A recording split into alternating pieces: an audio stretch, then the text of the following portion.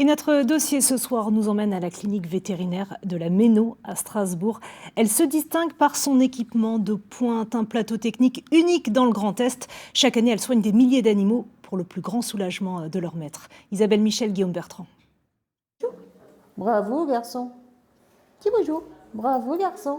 Milor a 6 ans, il boite depuis des mois. Ce labrador est le bien le plus précieux de sa maîtresse. C'est un chien d'assistance. Des périodes de douleur ou pas? Parce que la boiterie... Il a mal ici, donc il porte son membre un peu comme ça. Et du coup, secondairement, ça crée une inflammation du tendon. Et c'est ce qu'on a repéré avec l'IRM. Et c'est pour ça qu'on va faire une arthroscopie de l'épaule, pour que je vois s'il y a besoin que j'infiltre le tendon ou si ça va se régler tout seul.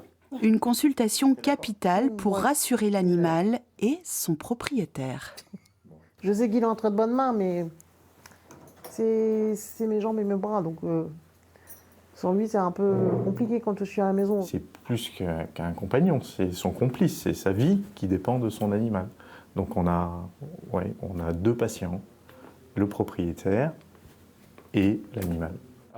Hunter, 1 an, a lui des problèmes cardiaques. Il vient de la SPA de Belfort et souffre d'une malformation. Il y a des problèmes de flux sanguin qui sont anormaux et qui auront à terme des conséquences sur le fonctionnement du cœur qui n'arrivera plus à travailler correctement dans le temps. C'est une malformation congénitale qui nécessite impérativement une chirurgie, sinon le chien est condamné.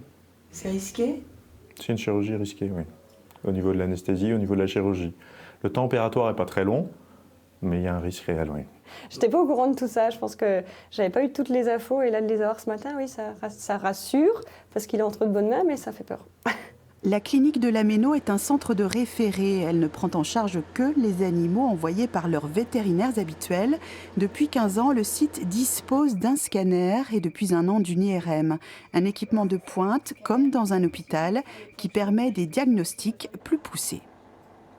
Le scan est juste indispensable et l'IRM, depuis qu'on l'a, donc depuis le mois d'avril, ça a révolutionné aussi notre pratique. Là, par exemple, les images scan ne permettent pas d'aller aussi loin sur les conséquences de la présence de cette tumeur sur le reste de l'encéphale. Et c'est ce qui détermine aujourd'hui le fait qu'on n'y aille pas chirurgicalement.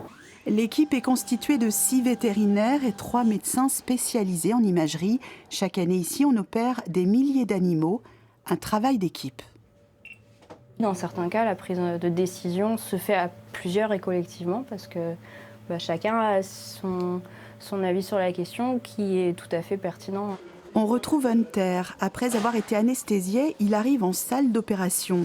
Il faut ouvrir son thorax et suturer le canal artériel. Une chirurgie délicate, une opération à cœur ouvert qui doit lui permettre de vivre enfin normalement.